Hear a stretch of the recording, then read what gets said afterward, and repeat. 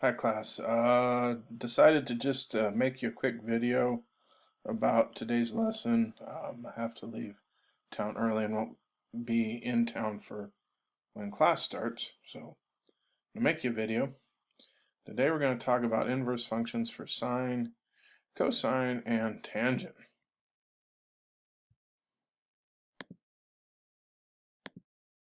Alright, so remember when we talked about how a function must be one-to-one to have an inverse.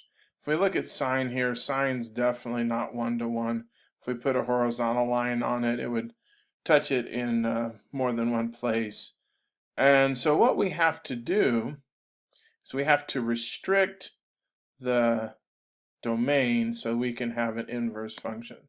So we're going to restrict it from negative pi halves to pi halves. And if you look at the graph from there to there, you have a one-to-one function because the horizontal line test works. So we're going to be doing that. We're going to be restricting domains so that we can have inverse functions. So for sine, and the domain is going to be from negative pi halves to pi halves. For cosine, it's going to be from 0 to pi. And for tangent, it's going to be negative pi halves to pi halves. So that's where the domains, the restricted domains that we have to work with so that we can get inverse functions, so that we can say the sine, we have this sine, what angle did it come from?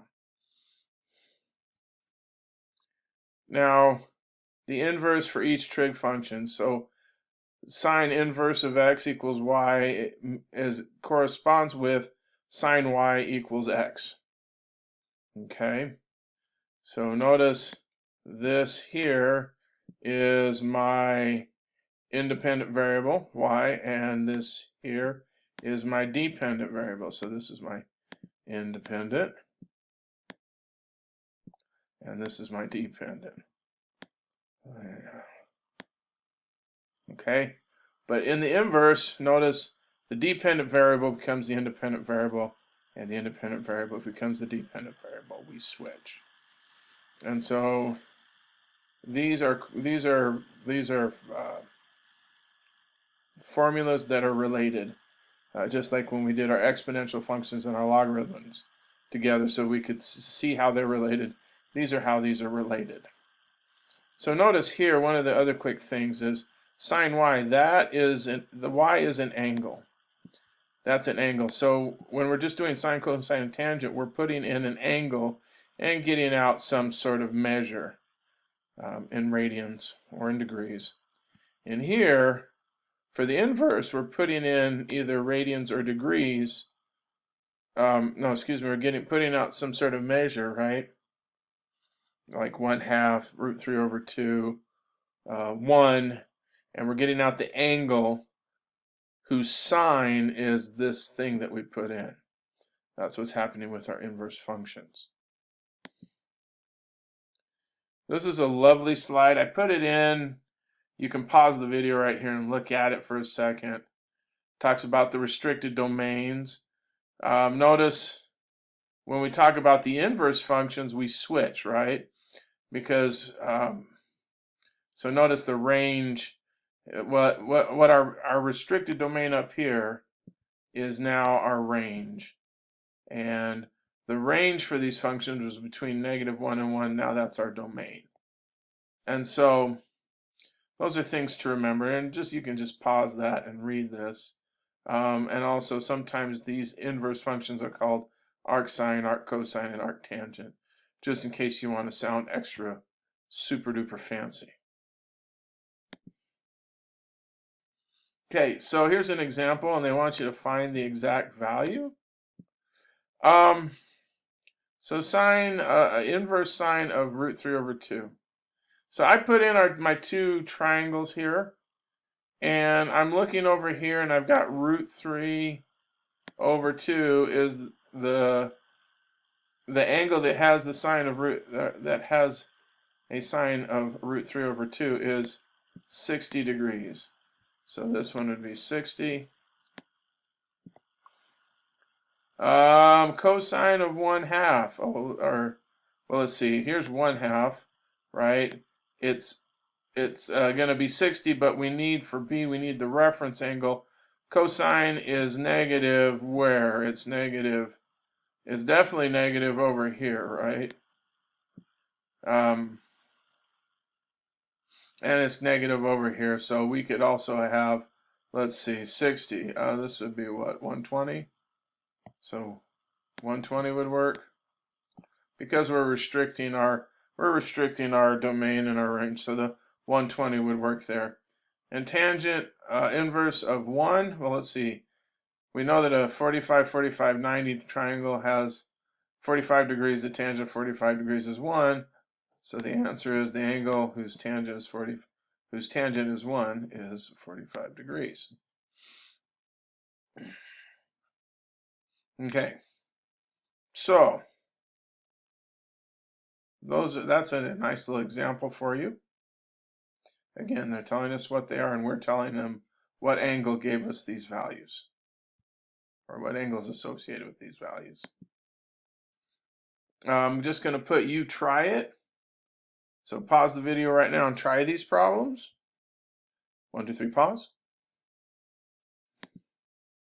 And there are the solutions. No, I wasn't tricking you. That's just the answers.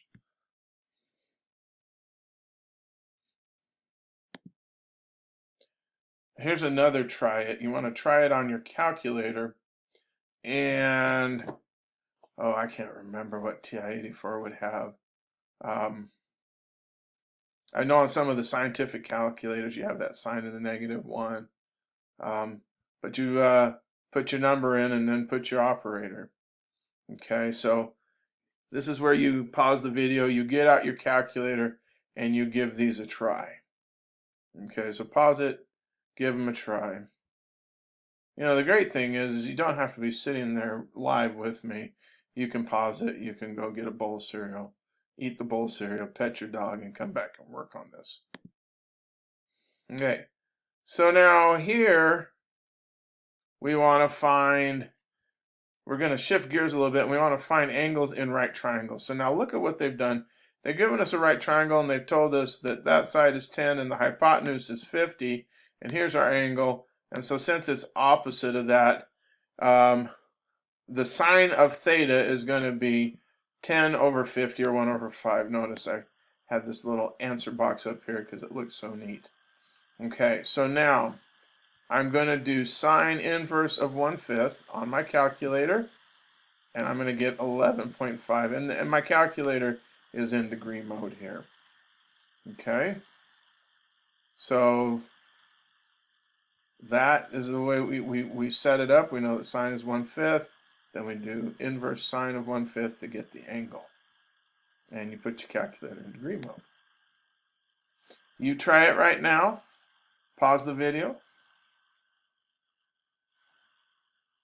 Oh, I guess I already put the answer, so don't, you know, if you pause the video and you saw the answer, you're like, Windsor, still practice on your calculator. Here's the old popular ladder problem. I've got a ladder that's 40 feet long, and the base of the ladder is 6 feet away from the building, and we want to know what angle that ladder is making with the ground. Okay, so here again, you've got, what do we got? Adjacent over hypotenuse, so we're talking cosine of theta is equal to 6 over 40. So then you would do your inverse cosine of 6/40 to get your angle, and be sure to do it in degrees.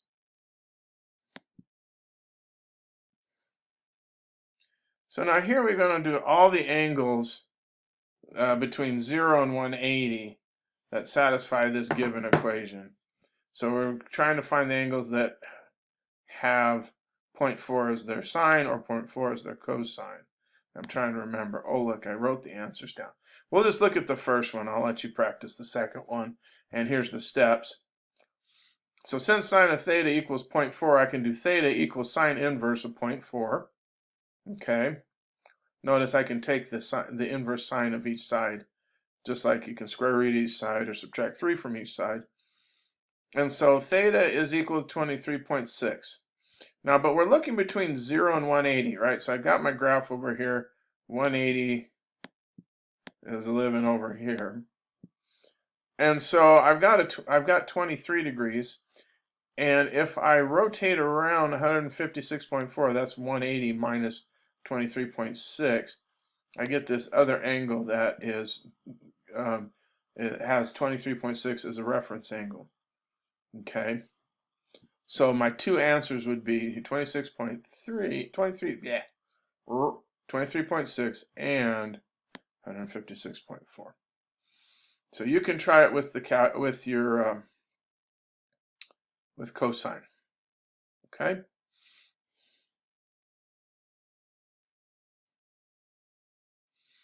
So now we've got this inverse trig function. This stuff here is going to look crazy funky. It's kind of like when you were introduced to fractions and you were just like, no way. But it's going to be okay. What we're going to do is this is now the angle, this sine inverse of 3/5 is now the angle for cosine.